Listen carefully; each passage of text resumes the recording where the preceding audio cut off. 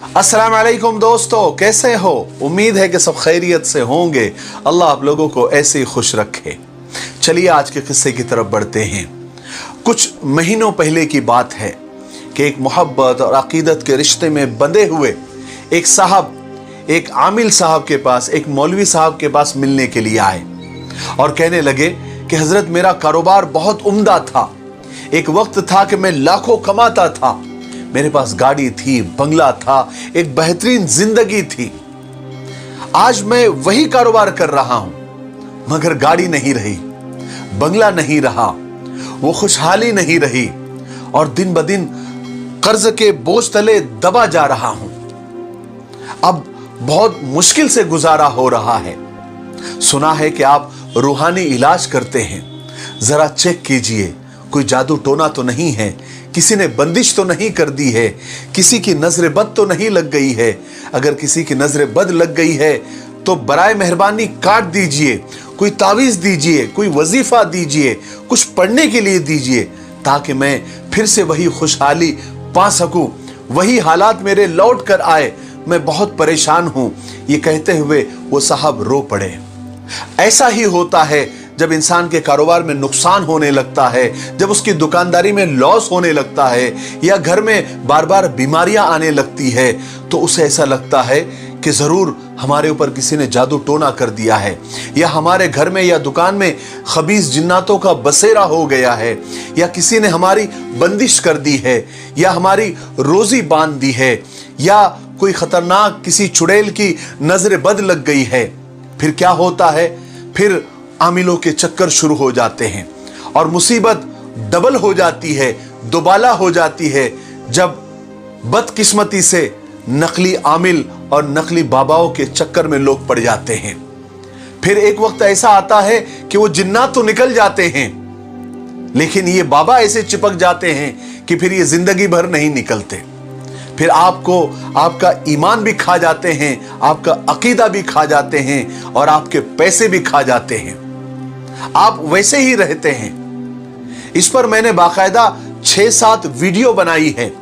जिन्नात की हकीकत, असली जिन्नात क्या होते हैं, नकली जिन्नात क्या होते हैं, और असली बाबा असली आमिल कौन होते हैं और नकली बाबा नकली आमिल कौन होते हैं।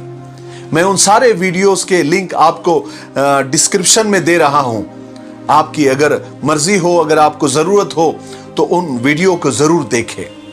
चलिए किस्से की तरफ बढ़ते हैं। मौलवी साहब ने उन साहब से कहा कि देखिए, आप परेशान ना हो, मैं आपके घर के बर्तनों पर दम कर दूंगा, इंशाअल्लाह खुशहाली लौट आएगी। तो साहब बोलने लगे, मुझे अपने घर के बर्तन लाने पड़ेंगे या आप मेरे घर आएंगे? तो मौलवी साहब ने कहा कि ना मैं आपके घर आऊंगा, ना आपको बर्तन मेरे घर लाने पड़ेंगे। बस आपको करना यह है कि खाना खाने के बाद जब बर्तन धोने के लिए जमा होते हैं किचन में, तो आपको उन आलूदा बर्तनों के फोटोज लेने हैं। 3 दिन तक आपको ऐसा ही करना है और चौथे दिन वो फोटोज आप मेरे पास लेकर आ जाए, मैं उन पर दम कर दूंगा। देखना इंशाअल्लाह सब कुछ ठीक हो जाएगा। 3 दिन तक उन साहब ने ऐसा ही किया। घर में जो झूठे बर्तन खाना खाने के बाद जमा होते थे किचन में, उसके मोबाइल से फोटो लेने लगे। 3 दिन तक उन्होंने फोटो लिए और आकर मौलवी साहब को बताने लगे। मौलवी साहब ने जब फोटोज देखे तो किसी बर्तन में कुछ सालन था, किसी में रोटी के टुकड़े थे, किसी में चावल थे, किसी में कुछ थे, यानी रिस्क खाना जाया हो रहा था। और फिर जब बर्तन धुलते थे तो वो सारा बचा हुआ रिस्क, बचा हुआ खाना नाले में जा रहा था। तो मौलवी साहब ने पूछा कि ये सब खाना, ये जो बचा हुआ खाना है, ये सब कहाँ जाता है? तो वो साहब कहने लगे, सब धुलकर नाले में चला जाता है। तो मौलवी साहब बोलने लगे कि मैं तुम्हारा इलाज नहीं करने वाला, मैं इन बर्तनों पर दम नहीं करने वाला, आपको एक काम और करना पड़ेगा। वो साहब बोले, हाँ बोलिए क्या करना है, मैं हर वो काम करने के लिए तैयार हूं। तो मौलवी साहब ने कहा कि आज के बाद बचा हुआ खाना आप किसी बर्तन में जमा कर लें, और सबसे पहले तो आप खाते वक्त खाना उतना ही ले जितना आप साफ कर सके, खा सके, बर्तन में बचे नहीं।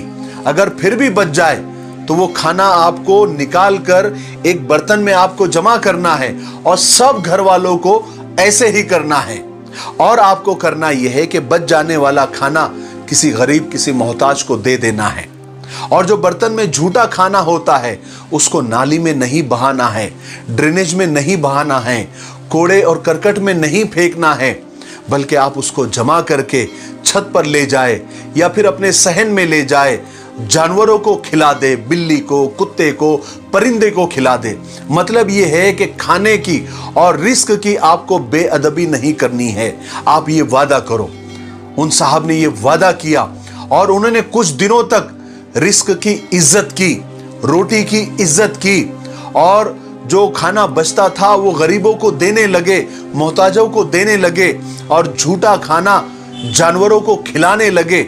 और कुछ ही दिनों के बाद जब वो मौलवी साहब से मिलने आए तो आकर सीधे गले मिले और जोर जोर से रोने लगे और मौलवी साहब के हाथ चूमे, और उनकी मोहब्बत और बढ़ गई थी। और मोहब्बत में रोते हुए वो बोलने लगे, हजरत अब मेरा कारोबार बेहतर हो गया है, मुझे बड़े बड़े ऑर्डर दोबारा मिलना शुरू हो गए हैं, आपने तो क्या कमाल का नुस्खा दिया। तो मौलवी साहब ने कहा कि मैंने हुजूर पाक सल्लल्लाहु अलैहि वसल्लम की एक हदीस सुनी थी कि रिस्क की बेअदबी और खाने की बेअदबी से मुफलिसी आती है, तंगदस्ती आती है, गरीबी आती है। जब आपने अपना कारोबार बयान किया तो वो बिल्कुल हलाल था, और मैं आपको नमाज पढ़ते हुए भी देखता हूं, तो मैंने उस वक्त सोचा कि क्या बात है कि आप पर रिस्क की तंगी हो रही है और आप पर मुफलिसी आ रही है और आप कर्ज के बोझ के तले दबते जा रहे हो। तो मेरे दिमाग में एक आइडिया आई कि शायद हो सकता है कि आपके घर में रिस्क की और खाने की बेअदबी हो रही है। और जब आपने फोटोज बताए तो मुझे पक्का यकीन हो गया कि आपके घर में खाने की बेअदबी हो रही थी। आपने वो बंद कर दी, आपके हालात अच्छे हो गए। अब आप इरादा करें कि आप आइंदा कभी भी रिस्क की बेअदबी नहीं करेंगे। उन साहब ने पक्का इरादा किया और कहा कि मौलवी साहब इंशाअल्लाह मरते दम तक रिस्क के एक जर्रे को भी जाया नहीं होने दूंगा और रोजी के अदब और ताजीम में कोई कसर नहीं छोड़ूंगा। मौलवी साहब ने कहा अगर तुमने वाकई और सच में ऐसा किया तो तुम्हारी गाड़ी भी वापस आ जाएगी, तुम्हारा बंगला भी वापस आ जाएगा, तुम्हारा बैंक बैलेंस भी वापस आ जाएगा और तुम्हारी रोजी में खूब बरकत होगी। मेरे भाइयों, बहनों और दोस्तों, किसी ने क्या खूब कहा है कि कचरे में फेंकी गई रोटियां ये बयान करती है कि इंसान का जब पेट भर जाता है तो वो अपनी औकात भूल जाता है।